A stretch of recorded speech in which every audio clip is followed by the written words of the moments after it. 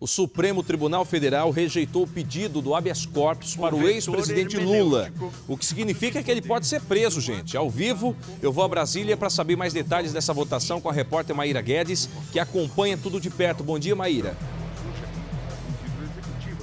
Olá, Peruca, bom dia. Foi um julgamento bem arrastado e longo, viu? 11 horas de duração, terminou aí às 12h para 1 da madrugada e por 6 votos a 5 a Suprema Corte decidiu realmente negar o pedido de habeas corpus impetrado pela defesa do ex-presidente Lula. A grande expectativa girava em torno do voto da ministra Rosa Weber, que até então não havia se pronunciado quanto a esse caso, não havia falado qual seria a sua posição, mas ela acabou votando, acompanhando a jurisprudência aqui do STF, portanto, votou contra a concessão desse habeas corpus. Além da ministra Rosa Weber, votaram contra também a concessão do habeas corpus o relator do caso, o ministro Edson Fachin, Alexandre de Moraes, Luiz Roberto Barroso, a Luiz Fux e também a presidente do STF, Carmen Lúcia, que foi quem deu o último voto que acabou desempatando essa votação. Votaram a favor do ex-presidente o ministro Gilmar Mendes, Dias Toffoli, Ricardo Lewandowski, Marco Aurélio e também Celso de Mello. O que acontece agora? A ministra Carmen Lúcia agora vai encaminhar a decisão desse julgamento ao TRF4, portanto, ao juiz Sérgio Moro, que foi quem decretou essa prisão aí de 12 anos e 1 mês ao ex-presidente Lula pelos crimes de lavagem de dinheiro e também corrupção passiva no caso do triplex do Guarujá. Peruca. Obrigado, Maíra. Obrigado. Com relação ainda a essa história e os próximos passos, Bruno, do processo, antes da prisão do Lula. Como será esse próximo passo? Quem vai trazer mais informações é a repórter Rafaela Moron, que está em Curitiba, e ela vai falar um pouco mais desta sequência, né, que o Brasil vive neste momento. Rafaela, bom dia.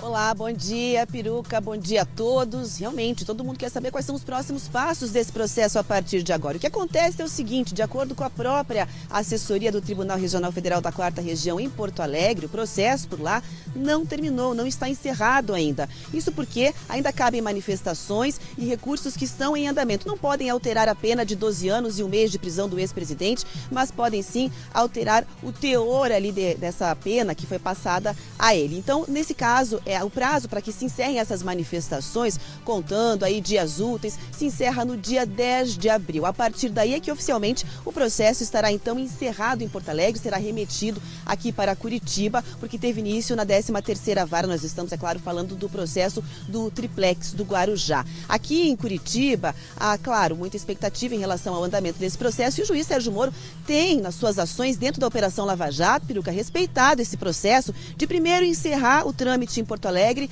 para depois poder expedir mandados de prisão e colocar, enfim, a sentença em execução. Na capital, a partir do momento em que foi tomada a decisão em Brasília, no STF, a reação foi recebida com tranquilidade nas ruas. De madrugada foi possível ouvir ainda alguns fogos de artifício aqui na cidade, mas tanto o juiz federal Sérgio Moro quanto os procuradores da Operação Lava Jato não se manifestaram de forma oficial a respeito dessa decisão. Peruca. Obrigado, Rafaela. Fui para Brasília, Curitiba. Agora eu volto aqui para São Paulo com a repórter Marcela Varasquim, que está em frente à casa do ex-presidente Lula, em São Bernardo do Campo.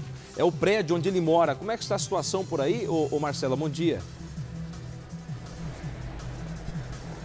Sim, um ótimo dia para você, Peruca, um bom dia a todos. Exatamente, a gente está aqui em frente, então, ao prédio do ex-presidente Lula, onde possivelmente ele descansa nesse momento depois de ter acompanhado esse julgamento. Ontem, então, ele foi até a sede dos metalúrgicos do ABC Paulista, que fica aqui bem pertinho da casa dele, aproximadamente 2 quilômetros, no centro de São Bernardo do Campo, aqui na Grande São Paulo. E lá ele estava junto aos aliados políticos, aos militantes e também à ex-presidente Dilma Rousseff. Em determinado momento desse julgamento, ele preferiu ficar em uma sala reservada, apenas com os apoiadores dele, sendo comunicado a respeito da votação. E depois, então, do fim do julgamento, ele pegou o próprio veículo na garagem da sede dos metalúrgicos e voltou aqui até o prédio dele, onde ele deve estar nesse momento. Agora não há manifestação aqui ao redor, o ambiente está bem tranquilo, apenas algumas pessoas passam por aqui e se manifestam espontaneamente contra ou a favor de Lula. Ontem ele não falou com a imprensa e a assessoria dele também não comunicou se hoje ele vai falar com os jornalistas.